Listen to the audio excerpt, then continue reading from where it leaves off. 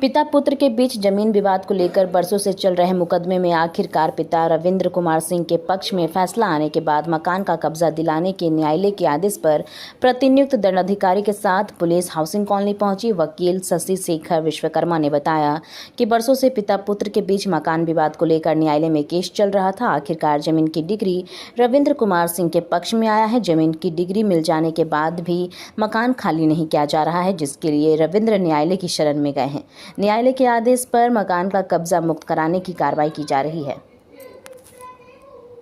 CGM court में चल रहा था, इसमें हम लोग को डिग्री प्राप्त हुआ है। कोर्ट से आज नाजिर साहब आए हुए हैं और हम लोग को ताला मार के चाबी हम लोग को दिया जा रहा है। कोर्ट का जो आदेश हुआ था उसका कॉम्प्लायंस आज हो रहा है। इसमें हमारे सीनियर एडवोकेट जो हैं श्री सनातन दत्ता नाम हुआ उनका, हम उनके जूनियर एडवोकेट हैं। शशि शेखर विश्वकर्मा मेरा नाम हुआ और ये भी मेरे जूनियर एडवोकेट हैं। सौर्य चंद्रवंशी का नाम हुआ। केस था इन लोग का, डिग्री हुआ था, हम लोग डिग्री होल्डर हैं। हम लोग को ज़मीन का केस हुआ था। हम लोग ज़मीन का केस में हम लोग को डिग्री मिल गया। डिग्री होने के बाद में हम लोग को घर खाली करके मिला नहीं। उसके बाद हम लोग केस के एग्जीक्यूशन का घर खाली करने के लिए हमको जो डिग्री हुआ है उसका कॉम्प्लायंस करवाइए। तो आज हम लोग को कॉम्प्लायंस हो रहा है कोर्ट के द्वारा। कोर्ट के नाजिर साहब भी आए हुए और धनबाद पुलिस भी आ गई है। मेरा नाम हो गया शशि शेखर विश्वकर्मा। केस चल रहा था? ये केस चल रहा था, बहुत पुराना केस है। हम लोग तो 2018 इस केस नंबर है 2018। ये है केस आपको 2008 का। डिस्प्यूट किस केस में? बाप और बेटा में। ठीक है। ये बाप के पक्ष में आया है, फैसला आया है कि घर खाली करके आपको देना।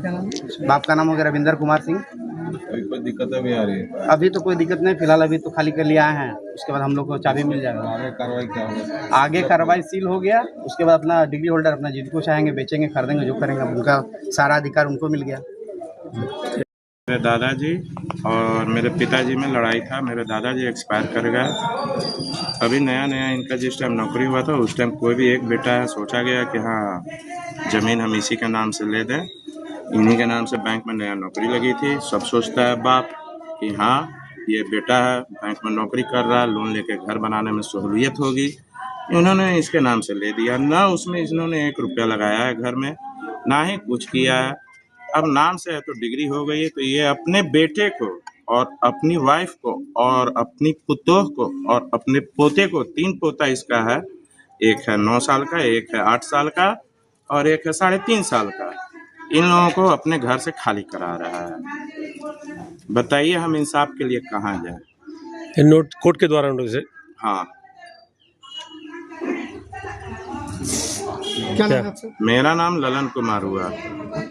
मेरे दादाजी एचए स्कूल के रिटायर्ड हेडमास्टर थे। नाम था राजनंदन शर्मा, RN शर्मा।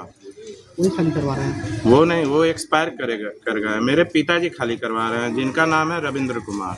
आपके अपने पिताजी? हाँ, मेरे अपने पिताजी हैं। वजह खुद 1 नंबर के रंडीबाज है, खुद अपनी वीडियो भाभी के साथ रहते हैं। डिग्री तो जीत गया ना वो? तो कोर्ट से ऑर्डर है ना? हाँ। अब क्या करेंगे आप? हाँ कर देंगे। आगे क्या करेंगे?